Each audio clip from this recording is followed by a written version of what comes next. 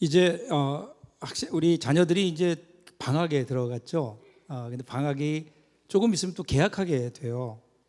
개학을 하게 되면 긴장하는 애들이 있습니다. 어떤 애들일까요? 방학 내내 놀았던 애들. 놀았던 애들은 이제 숙제를 해야 되거든요. 숙제. 그 숙제 가운데 가장 어려운 숙제가 뭔지 아세요? 일기예요. 일기. 잘하시네요. 아주 경험들이 많으신 것 같아요. 밀렸던 일기를 그냥 하루에 써야 되는데 저희 집에도 밀긴 일기를 써 해치우는데 도통한 애가 하나 있었어요. 한 달 일치를 하루에 써요. 한 달 일기를 하루에 써요. 제가 가서 이렇게 보려고 그러면 감춰요. 왜 감출까요? 똑같아요. 한 달에 있는 모든 그 일기의 내용이 거의 똑같고요. 날짜만 다르고 심지어는요, 날씨도 같아요. 한번 봤어요. 봤더니 이렇게 써 있는 거예요. 대강 보면 아침에 일어나 세수하고 밥 먹고 공부 좀 하고 그리고 놀았다. 동생과 놀아주었다. 이거는 바꿔 얘기하면 동생을 괴롭혔다 그 얘기예요. 죄송해요. 갑자기 기침이 이렇게 있어서. 저녁에 텔레비전보다 잤다. 뭐 이런 식이에요. 그 일기를 이러니까 매번 쓸 필요가 없겠죠? 매일 똑같은 거니까. 그런데 읽다 보면 가끔 길게 쓴 날도 있어요. 그날은 쓸 게 좀 있는 날이에요. 오늘은 속이 상한다. 화가 난다. 그리고 슬프다. 뭔가 심상치 않아요, 분위기가. 그 다음 이어지는 내용은 오늘 아빠한테 혼났다. 아빠가 나한테 그렇게 야단을 치다니. 아빠는 맨날 동생 편이다.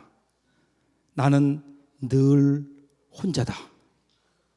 이런 날은 서름과 한이 사무쳐서 쓸거리가 많아요. 여러분, 우리 인생이요, 슬픔과 시련이 있을 때 그 슬픔과 시련이 우리라고 하면 생각하게 하고 사고하게 하고 그리고 우리의 인생을 성숙하게 만들어요.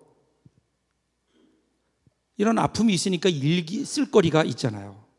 그러면서 계속 이어져요. 그런데 저녁에 아빠가 나를 꼭 안아주셨다. 그리고 머리를 쓰다듬어 주면서 아빠는 너를 제일로 좋아해 라고 말씀하셨다.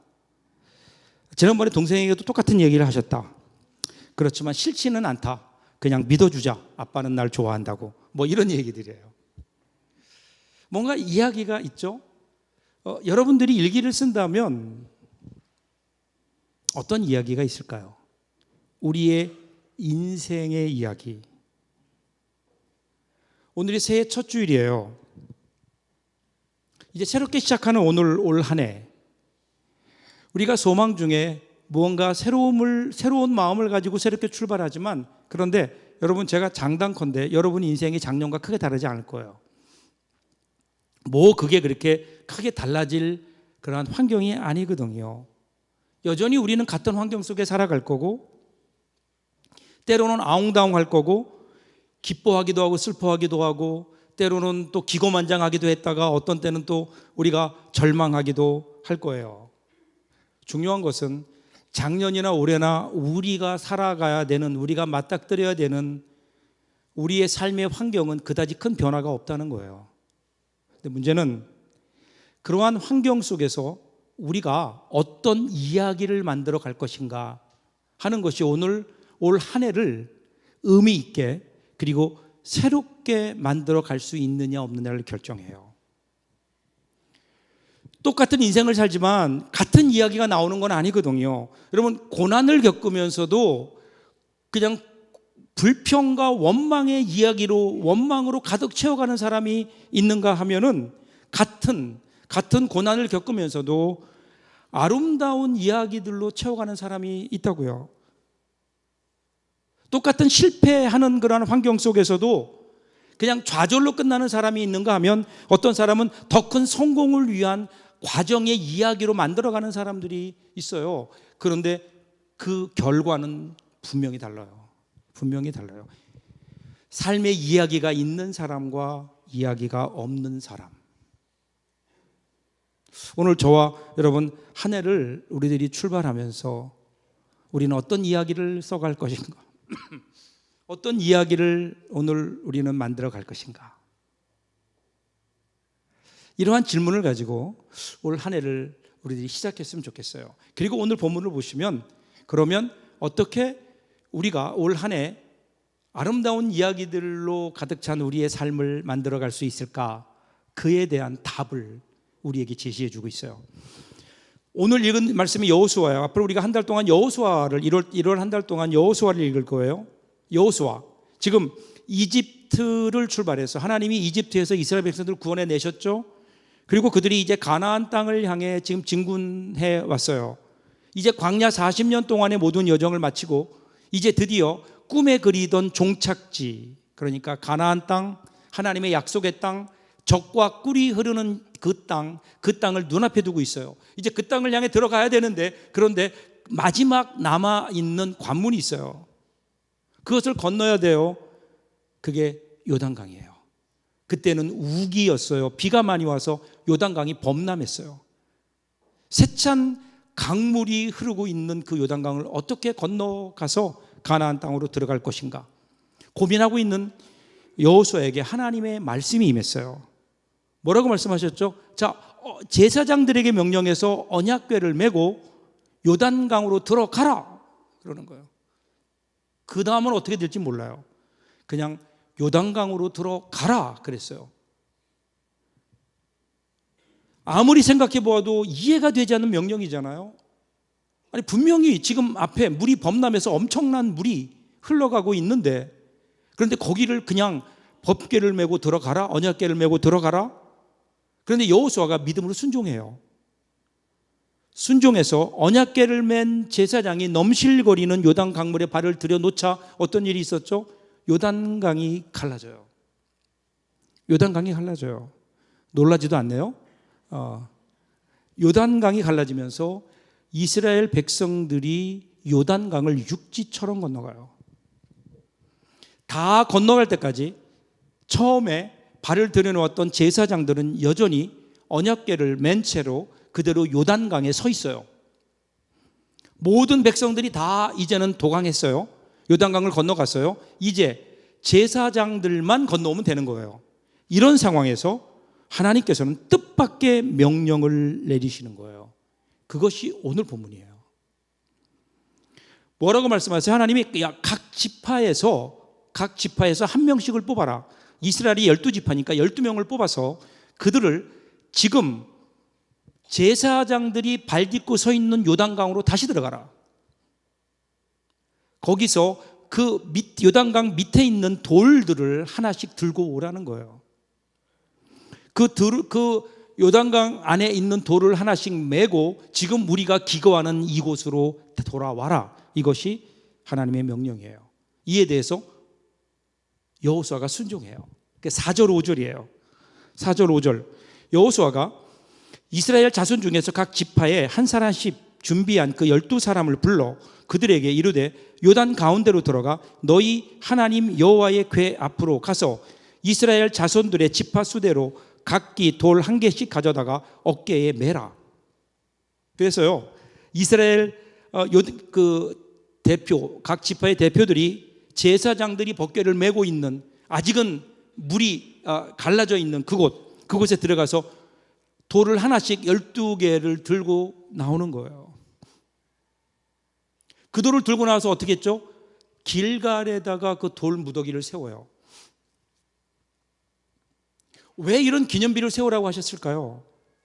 6절 보시면요, 왜 그랬는지 첫 번째 이유를 얘기해요. 자, 6절 같이 한번 읽어요. 6절 같이 읽겠습니다. 이것이 표징 중에 너희 중에 표징이 되리라.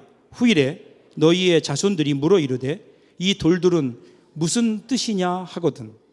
여기 보면 왜 기념비를 세웠는가? 그러면 이게 표징이 된다는 거예요. 표징. 이 표징이라는 말, 이 말이 구약성경 여러 군데 나오는데 그 가운데 가장 쉽게 우리가 이해할 수 있는 그 예가 창세기 17장 11절이에요. 너희는 포피를 메어라. 이것이 나와 너희 사이의 언약의 표징이니라. 자, 하나님께서 이 아브라함과 더불어 언약을 맺으셨어요. 그러면서 나는 너의 하나님이 되고 너는 나의 백성이 될 것이다. 이것은 아브라함만의 언약이 아니라 아브라함과 그의 후손들과의 언약이기도 해요. 그래서 이제부터 너와 너의 후손은 나의 백성이다. 그리고 나는 너희의 하나님이다. 이렇게 언약을 맺으신 다음에 하나님께서 언약의 징표로, 이 표징이에요. 언약의 징표, 표징으로 할례를 받게 하세요.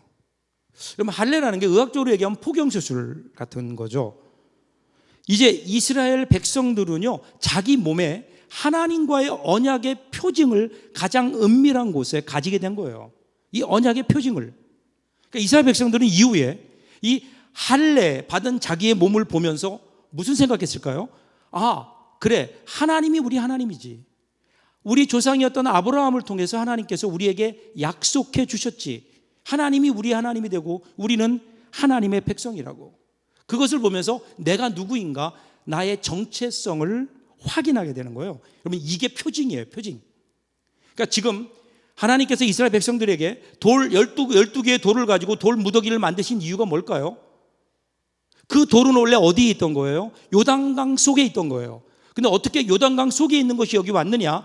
하나님께서 그 옛날 우리 조상들이 이집트에 출발해서 가나안 땅에 들어올 때 그때 요단강을 하나님께서 여시고 우리의 조상들을, 우리의 선조들을 마치 육지같이 건너게 하셨다라는 것에 대한 징표인 거예요. 그러면 그때부터 이스라엘 사람들은 그것을 보면서 무슨 생각할까요? 아, 오늘 우리의 삶 앞에 우리를 가로막는 요단강이 있다 하더라도 요단강을 열어서라도 건너게 하신 그 하나님이 오늘도 함께 하시며 우리의 삶을 그렇게 인도할 것이다.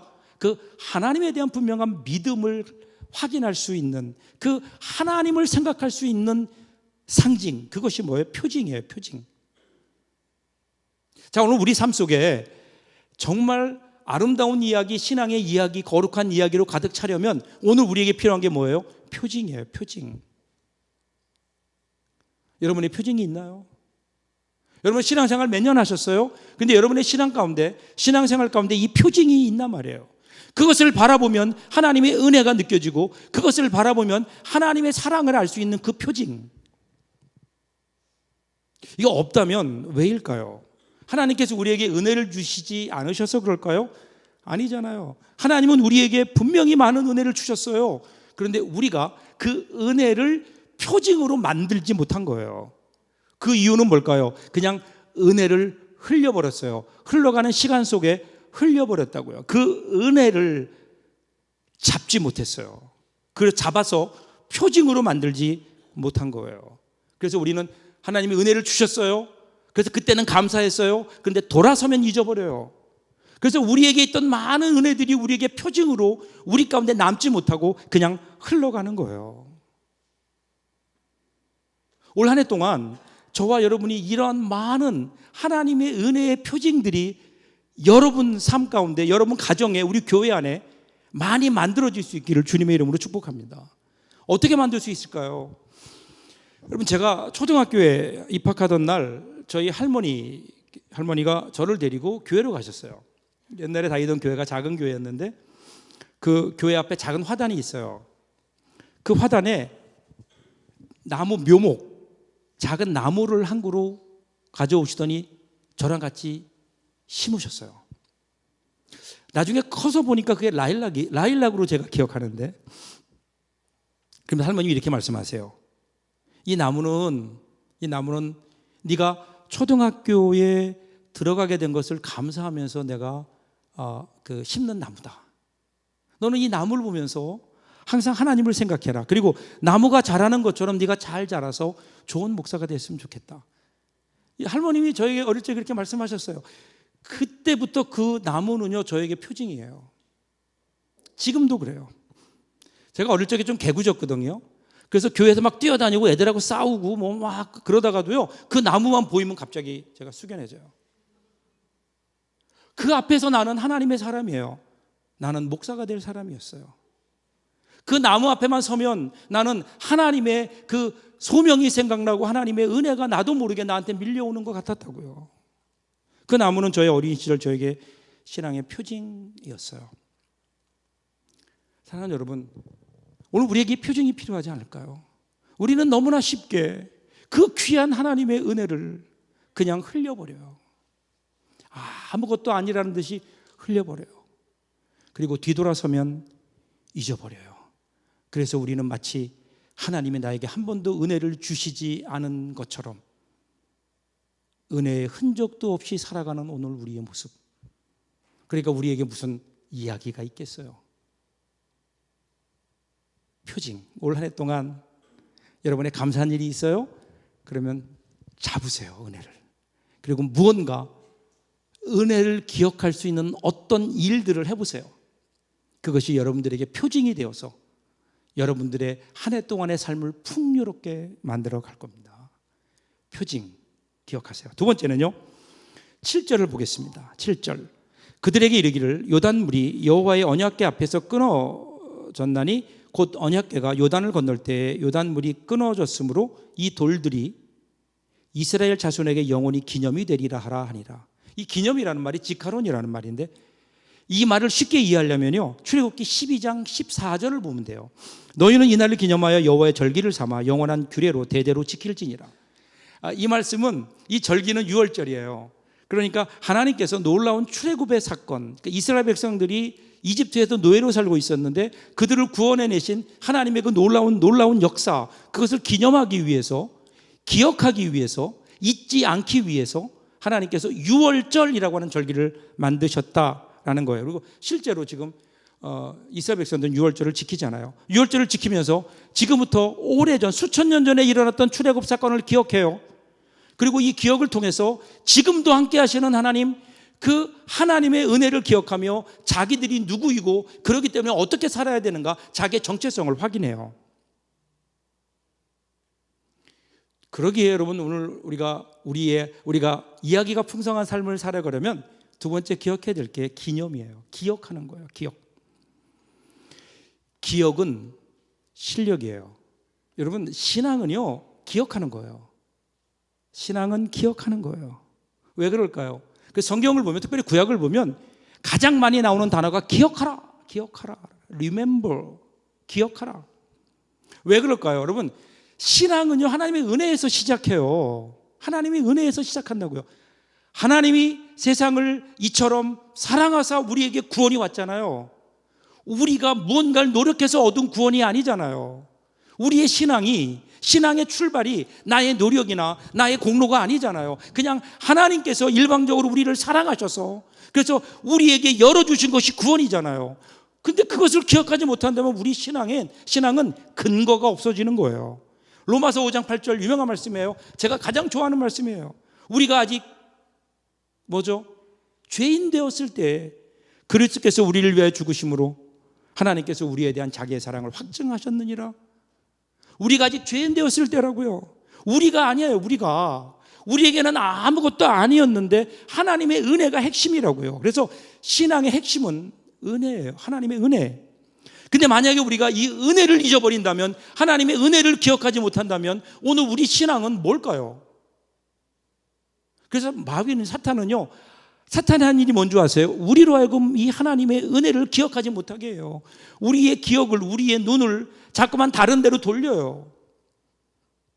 여러분, 그 옛날 에덴 동산에서 하나님의 말씀보다 선악과를 보게 만들었던 사탄이 오늘도 여전히 우리 가운데 탐스럽게 보이고 먹은직스럽게 보이는 선악과들을 만들어 놓고 선악과를 보게 함으로 오늘 하나님의 은혜를, 하나님의 말씀을 향한 우리의 생각과 관심을 그쪽으로 돌리는 거예요. 그래서 여러분, 오늘날 이 시대를 보세요. 이 시대는 다 무언가 빠져있지 않나요? 생각하는 시간들이 줄어들어요. 텔레비전, 컴퓨터, 핸드폰, 여러 가지 중독들, 이런 것들 때문에 우리의 눈과 우리의 뇌가 쉬지를 못해요. 조용히 주님을 바라볼 시간이 없어져요. 주님의 말씀을 묵상하는 시간도 우리에게 점점 줄어들어요. 그러면서 우리는 주님의 은혜를 잊어버려요. 이 세상에 쓸데없는 다른 것 바라보다가 정말 중요한 하나님의 은혜를 우리들이 놓치고 있는 것이 아닐까. 그래서 여러분, 요한복음 14장 26절 보세요. 같이 한번 읽어볼까요? 요한복음 14장 26절 같이 읽겠습니다. 보혜사 곧 아버지께서 내 이름으로 보내실 성령, 그가 너희에게 모든 것을 가르치고 내가 너희에게 말한 모든 것을 생각나게 하리라. 성령님이 오시면 어떤 일 하신다고요? 생각나게 하신다는 거. 뭐를요? 예수님 하신 말씀을, 하나님의 은혜를 생각나게 하신다는 거예요. 생각나게. 우리 가운데 잠재되어 있던 하나님의 말씀이, 우리가 잊고 있었던 하나님 말씀을 우리가 생각나게 하시는 거예요. 성령께서. 그게 성령의 역사라고요. 우리가 잊고 있었던 하나님의 은혜를 깨닫게 하신다고요. 반면에 악한 영은 어떻게든 우리가 하나님의 은혜를 깨닫고 하나님의 은혜를 기억하지 못하고 하나님 말씀이 기억나지 않도록 성령께서 역사하시는 걸 방해하는 거예요. 그래서 오늘 우리가 해야 될 일은 뭘까요? 우리가 지금부터 내가 하나님 은혜를 기억해야 되겠다, 우리의 기억력을 높이자는 게 아니에요. 성령께서 우리를 주관하실 수 있도록, 성령께서 우리 삶 가운데 들어오시도록, 성령께서 우리의 뇌를 지배하시도록, 성령께서 우리의 눈을 주관하시도록, 하나님께서 우리 가운데 함께 하셔서 하나님의 그 은혜를 바라볼 수 있도록 성령께서 주관하실 수 있도록 우리의 삶을 내어드리는 것, 여기에서 이야기가 나오죠. 저는 이런 의미에서 우리가 드리는 예배, 이 예배는요, 하나님과 우리의 이야기가 생겨나는 공식적인 자리라고 생각해요. 여러분, 예배가 귀한 자리예요. 예배를 통해서 하나님의 이야기, 우리의 이야기가 만들어져요. 하나님이 말씀을 통해서 우리에게 말씀하세요. 하나님의 이야기예요.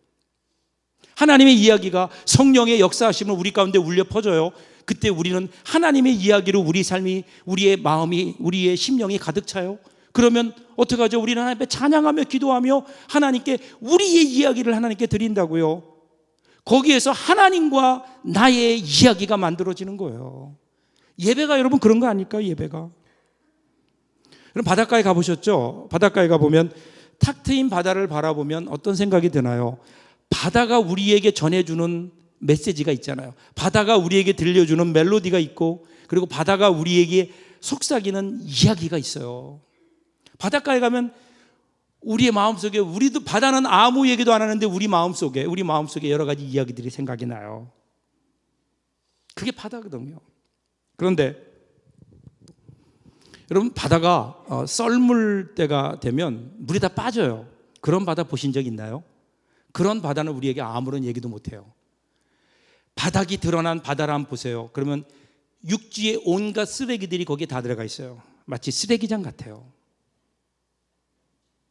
그런데 그러다가 어느 순간 밀물이 들어와요.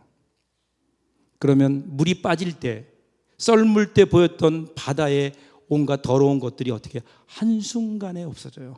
한순간에 없어지면서 바다는 다시 풍요로운 물결과 파도 소리로 우리에게 아름다운 이야기를 들려주죠. 신비한 이야기를 우리에게 들려주는 거예요. 여러분, 예배가 이와 같아요. 우리가 나올 때는 우리 마음속에 여러 가지 아픔과 상처와 우리의 감정의 쓰레기들을 그대로 가지고 우리 예배 하나님 앞에 나오죠. 근데 우리가 예배를 시작해요.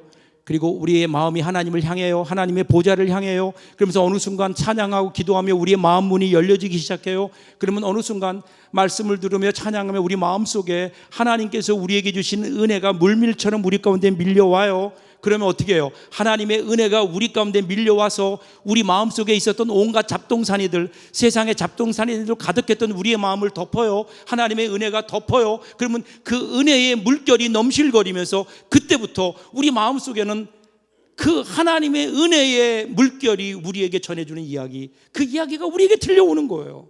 그럼 이것이 여러분 예배가 아닐까요? 예배. 오늘 저는 여러분이 예배하면서 하나님께서 들려주시는 이 이야기, 하늘의 이야기를, 이 하나님이 우리에게 주시는 은혜를 통해서 우리가 들을 수 있기를 주님의 이름으로 축복합니다. 우리의 마음이 예배를 통해서 이렇게 하늘의 이야기로 가득 찰 때, 그때 우리가 우리의 삶 속에 나아가서 이야기하며 살 수 있지 않아요? 이 이야기가 우리 가슴 속에 채워질 때, 그때 우리는 이 세상 속에서 하나님의 사람으로 살아갈 수 있는 거예요. 기억해야 돼요. 하나님의 은혜를 기억해야 돼요. 그리고 또 하나, 오늘 여호수아가 이렇게 얘기해요. 먼 훗날 아이들이 강가에 놀러 왔다가 그들이 강가에 있는 12덩어리의 돌 무더기를 보고 이게 도대체 뭐냐라고 물으면 이렇게 답하라 그래요. 22절 23절 마지막인데 같이 한번 읽어볼까요? 같이 읽겠습니다. 너희는 너희의 자손들에게 알게 하여 이르기를 이스라엘이 마른 땅을 밟고 이 요단을 건넜습니다. 너희 하나님 여호와께서 요단 물을 너희 앞에서 마르게 하사 너희를 건너게 하신 것이 너희의 하나님 여호와께서 우리 앞에 홍해를 말리시고 우리를 건너게 하신과 같았나니. 만일에 그 중에 하나가 누가 물어보면 그러면 이렇게 답하라는 거예요. 원래 이 돌들은 어디에 있었어요? 요단강 속에 있던 건데 하나님께서 하나님의 백성들을 가나안 땅으로 인도하시려고 요단강을 갈라서 그들이 육지처럼 건너오게 하셨다. 그것을 기념하기 위해서 그곳에 있었던 돌을 가져다가 쌓아놓은 것이다. 그러면 그 이야기를 들은 그의 후손들, 그 아이들은 어떤 생각할까요? 돌무더기를 바라보면서 무엇을 볼까요? 하나님. 그 이야기를 들으면서 그 하나님, 조상들이 겪었던 그 하나님이 바로 나의 하나님이시기에 오늘도 내 인생길에서도 그렇게 역사하시고 인도하실 것이 아닌가, 그들의 이야기로 또 다시 바뀌게 된다는 거예요. 그들이 선포하게 될 또 다른 이야기로 그 이야기가 계승되는, 전승되는 이야기는요, 내 마음속에 가지고 있으면 별로예요. 이야기는 누구에게인가 말해질 때 그때 강력한 힘이 나타나는 거예요. 이야기. 그런데 이스라엘은 여기서 실패했어요. 성경 사사기 2장 10절을 보시면요, 그 세대의 사람도 다 그 조상들에게로 돌아갔고 그 후에 일어난 다른 세대는 여호와를 알지 못하며 여호와께서 이스라엘을 위하여 행하신 일도 알지 못하였더라. 출애굽 세대가 지나고 그 다음 세대가 이제 등장했는데 그들이 다른 세대가 되었다라는 거예요. 다른 세대. 보통 우리는 우리의 다음을 뭐라고 얘기하죠? 다음 세대 그렇게 얘기하잖아요. 근데 다음 세대가 아니라 다른 세대가 되었다. Next generation이 아니라 another generation. 왜 다른 세대라고 표현했을까요? 그들은 하나님을 알지 못했어요. 그리고 하나님이 행하신 일들을 기억하지 못했어요. 그 이유는 뭘까요? 그의 부모들이 그의 자녀들에게 이야기하지 않았어요. 이 이야기를 하지 않았어요. 그래서 그들은 다음 세대가 아니라 다른 세대가 되어버린 거예요. 오늘 우리는 어떨까요? 오늘 우리는 우리의 자녀들에게 이 이야기를 하고 있나요? 내가 만난 하나님, 내 인생에 오셔서 나를 구원하시고 나를 변화시켜 주신 하나님, 그 내가 만난 그 하나님, 나의 이야기, 나의 하나님 이야기를 과연 우리의 자녀들에게 우리는 이야기하고 있는가? 아니라면 왜 그럴까요? 혹시 우리에게 이런 이야기가 없어서 그런 것은 아닐까요? 아니면 우리 가슴속에만 가지고 있다가 그냥 묻혀버려서 그런 것은 아닐까요? 이야기는 말해줘야 되는 거예요. 말해줘야 돼요. 여러분에게 주신 이야기, 그것을 여러분들의 자녀와 여러분이 만나는 사람들마다 그들에게 이 이야기를 전해질 때 여러분 거기에서 신앙의 전승이 일어나고요, 그 이야기가 더 커져서 이제는 하나님의 이야기에서 나의 이야기로, 나의 이야기에서 그것이 우리의 이야기로 점점 풍요로워지고 커지는 놀라운 은혜가 있다고요. 올 한 해 저와 여러분들에게 그런 한 해가 될 수 있기를 주님의 이름으로 축복합니다. 이어령의 마지막 수업이라는 책이 있어요. 그 책에 보면 한 학생이 이렇게 물어요. 선생님, 럭셔리한 삶이 뭘까요? 럭셔리한 삶. 선생님이 대답해요. 럭셔리한 삶? 나는 소유로 럭셔리를 판단하지 않아. 가장 부유한 삶은 이야기가 있는 삶이라네. 스토리텔링을 얼마나 가지고 있는가, 이것이 그 사람의 럭셔리지. 선생님, 값비싼 물건이 아니고요. 아니야. 똑같은 시간을 살아도 이야기거리가 없는 사람은 산 게 아니야. 스토리가 럭셔리한 인생을 만들어. 그러면서 이렇게 얘기해요. 백화점에서 세일해서 싸게 산 다이아몬드와 첫 아이를 낳았을 때 남편이 선물해준 루비 반지 중 과연 어느 것이 더 럭셔리할까? 그래도 다이아몬드예요. 남들이 보기엔 철진한 구식 스카프라도 돌아가신 어머님이 나에게 물려준 것은 럭셔리한 거예요. 귀한 거예요. 하나뿐이니까. 우리는 겉으로 번쩍거리는 것만을 럭셔리하다고 착각하지만 진짜 내면의 럭셔리한 것은 반짝거리지 않아. 거꾸로 빛을 감추고 있지.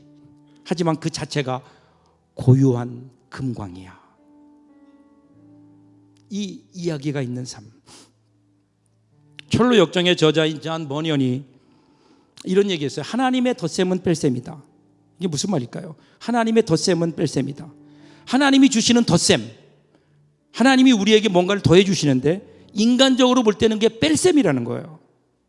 하나님이 우리에게 복을 주실 때 많은 경우에 하나님은 실수와 넘어짐, 우리의 상실과 아픔의 과정을 통해서 오히려 우리가 볼 때는 그것이 무언가 빠져나가는, 빼지는 것 같은 상황 속에서 나중에 보면 하나님이 그걸 더해 주시는 은혜로 어느 순간 변해 있더라는 거예요.